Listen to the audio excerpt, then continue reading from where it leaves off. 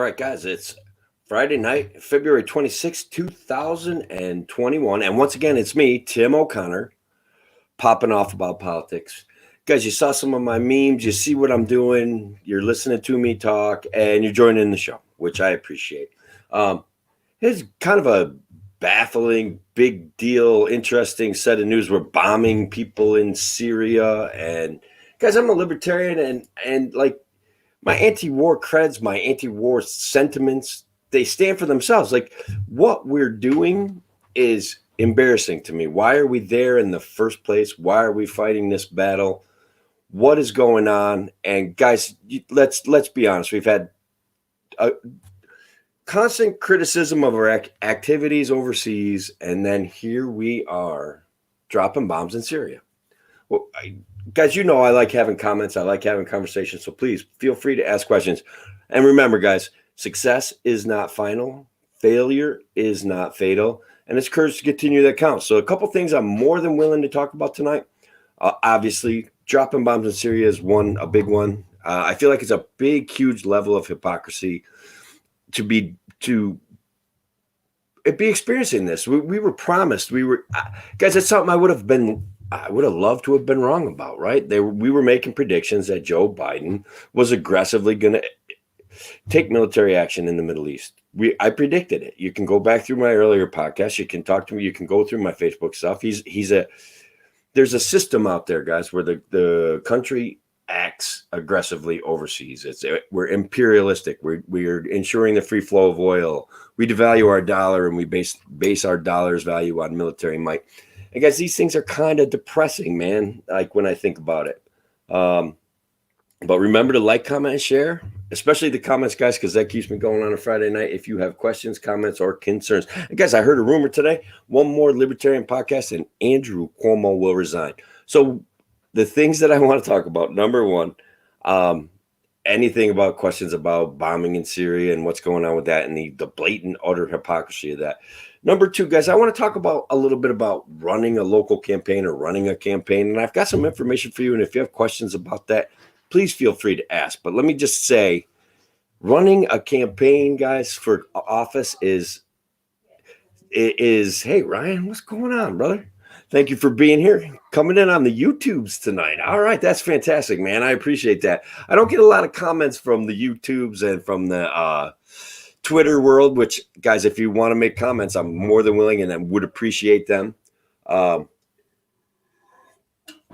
we're going to talk about running a campaign a little bit. Let's start off with that and see if we can, maybe tonight will be a short one. I'm feeling a little bit under the weather, a little bit tired, a little bit nervous tonight. But so basically, guys, about somewhere last March, at the beginning of the COVID crisis, I decided that Larry Sharpe had granted libertarians this awesome opportunity to get their names on ballots all over the state.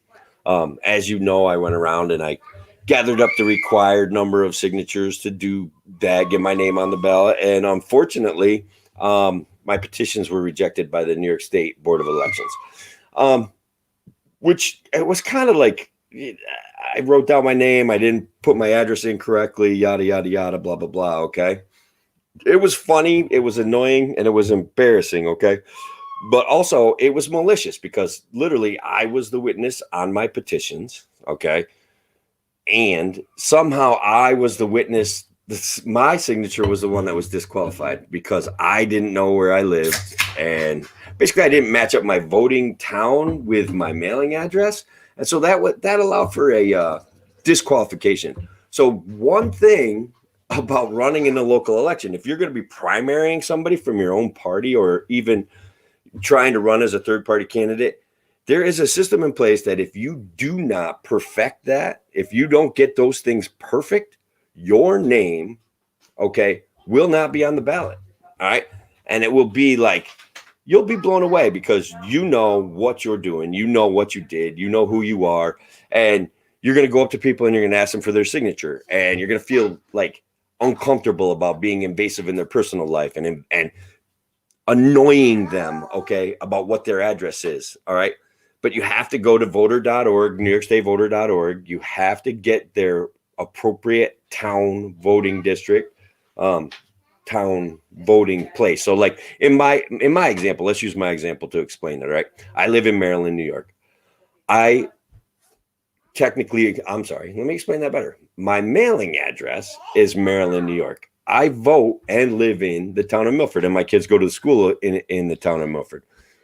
So if you don't actually walk that person that's signing your signature, signing your petition through that whole process, get their specific address and their specific voting town, you can get that signature what's called disqualified. Okay. And what that means is that signature will invalid. So if you have, say, you need 16 signatures to get on a ballot for town supervisor, and you get 20, and your opponent, if you're primarying him, okay, if you're primarying him, he will be more than willing to kick you off the ballot because that makes his job easier. So that means that certain amount of specificity, that certain amount of, hey, I really got to get these, you've got to be kind of invasive. You've got to be aggressive. And guys, it's important because it will cost you. Yes. Go, hey, good. How are you? Come here and say hi. Wave, give everybody a wave. Wave at the camera. Oh boy. Oh boy. Okay, come on. You say hi, and then come on. Hi. Get up there. Wave at the camera. Oh, he's not gonna. No. All right, give me Okay. switch. Go with grandma. Come on, honey.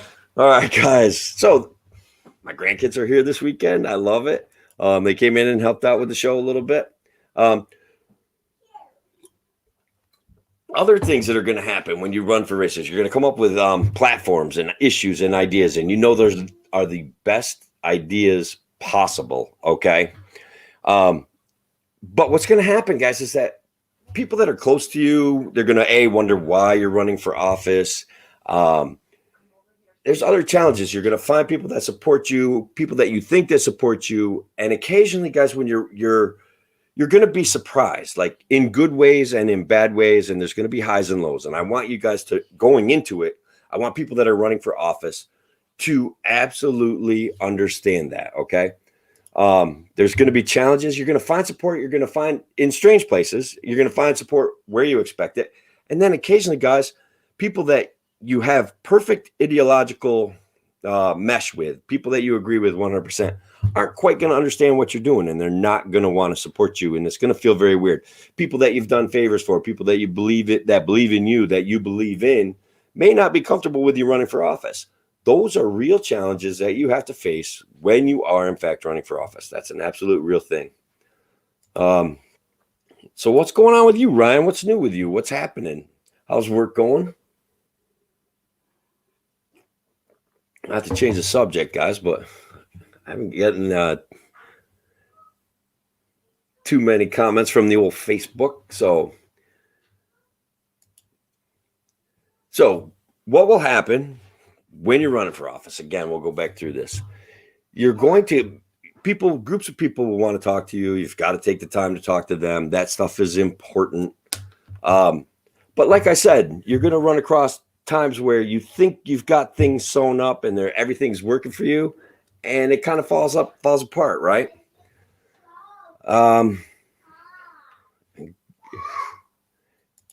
Guys, honestly, I don't know if I'm feeling it tonight. I'm kind of falling apart here. So listen, I think that I'm probably going to cut it short tonight because things are not going my way. I got things going on in the background.